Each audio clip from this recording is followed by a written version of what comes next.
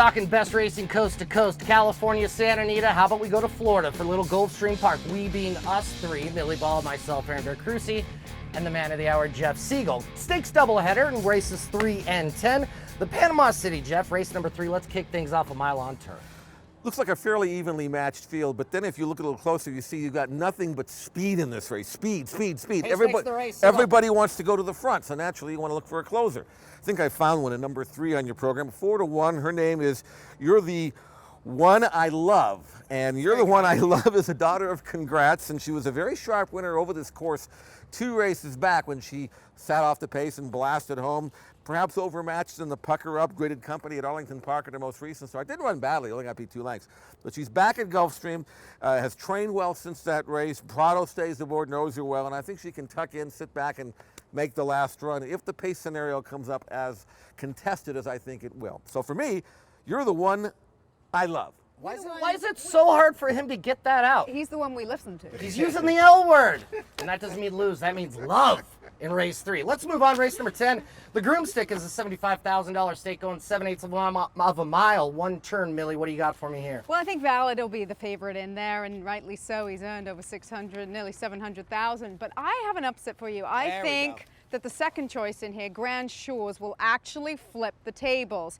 There was one time that the two of them faced each other prior to this race, and I think Grand Shores this time, a very useful horse. He was second to Valid in the Fred Hooper, but he had the post position number 1 that day. Now he gets outside, and it's at 7 furlongs. This is his type of race. I think being 4 wide last time out, when watching the video replay, it cost him a serious position. I think he was arguably the best that day. So for me, Grand Shores, and I really respect the Stanley Gold team. You had me when you said upset. Siegel, what do you got in race number 10, the Groomstick? She's talked me into it, actually. I looked at Valid 9-5 on the morning line from the rail going 7/8, backing up from 1 1/8.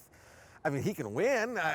There's no value there. So, Millie, I'm going to jump on your bandwagon. The last races on the card at Gulfstream are called Get Out races. Millie, you got some bonus selections, races 9 and 11. I do. Starting off with the 9th race, I think that a Fleet Accompli, if this gelding can transfer his dirt form onto the grass, and he is out of a mare who's by Dixie Union, who's by Capote, you got some pedigree, you got some turf pedigree there.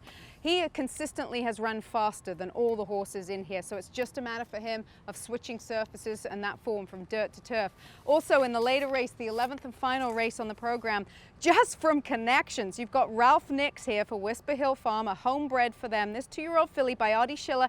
Artie Schiller's, you don't really think first time out for them, but look at the statistics. The hot jockey trainer combination in the last 2 weeks. In 18 races, they've won 10 of them, so the barn is on fire. So I'm willing, with some good, really good works on Art Appeal's side, to go with that camp, the Ralph Nix, number 11, Art Appeal. When they get bet for that barn, they usually run to the odds. Watch the tote board in the last and final at Gulfstream. Siegel, let's kick off the card with a winner. Start us off. Well, I'm looking at number 9 in the first race at Gulfstream Park, Bistro Moncur, and this is a filly who had a run back in May here at Gulfstream Park going 4.5. She got beat 8 lengths, but she was 5 clear of everybody else. Now she comes back off the layoff for Wesley Ward. Just 1 work showing, so you know she's been somewhere. And with a terrific grass pedigree, bred to run long on the lawn, she gets that chance at 5-1. I'm going to gamble a little bit on Bistro Moncur, kind of a low percentage 7-pound bug aboard. So I think that'll help the price if nothing else. Hopefully she's good enough to win. So give me Bistro Moncur in today's opener, at his Saturday's opener at Gulfstream. You got Bistro in the opener. It's an all-you-can-bet buffet in race 6. What do you got? I really like this one. 12-1 on the morning line. First time started, an aggressive driver. First dude colt worked 21-1. Say what? 21-1. That was at the Ocala sale back in March, and he was I thought he worked great myself. Now he finally makes his debut here at Gulfstream Park.